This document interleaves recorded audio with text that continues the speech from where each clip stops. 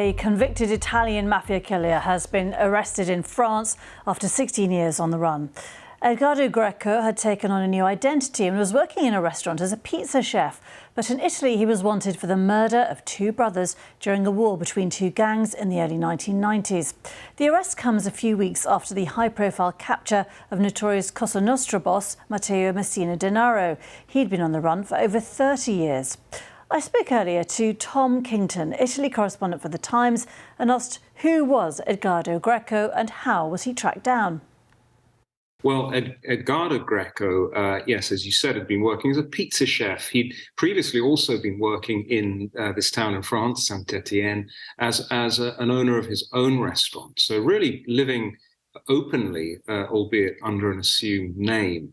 And as far as we know, police in Italy, very patiently over these 16 years of his being on the run, had been monitoring Greco's network of supporters, the people who helped him flee and hide out. This is often the way. They will have wiretapped family and friends who may have been sending him money or helping him acquire that new identity. And based on that investigative work, they will have finally got to Greco in France before putting the cuffs on this week. And is it at all linked with the arrest a few weeks ago of the Cosa Nostra boss? No, I don't think so. In fact, they belong to two separate mafias. Matteo Messina Denaro in Sicily was a bigwig in Cosa Nostra, the Sicilian mafia. Edgardo Greco was a killer with the Ndrangheta mafia, which is based in Calabria, in the toe of Italy. So two separate investigations. I think it's a coincidence that their arrests came one after another.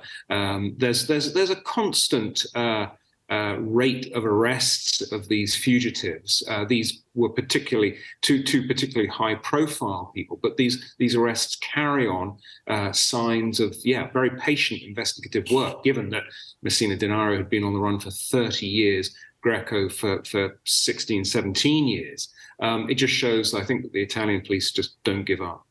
They don't give up. I mean, how many people potentially are they engaged in looking for? Do we have any idea of the numbers?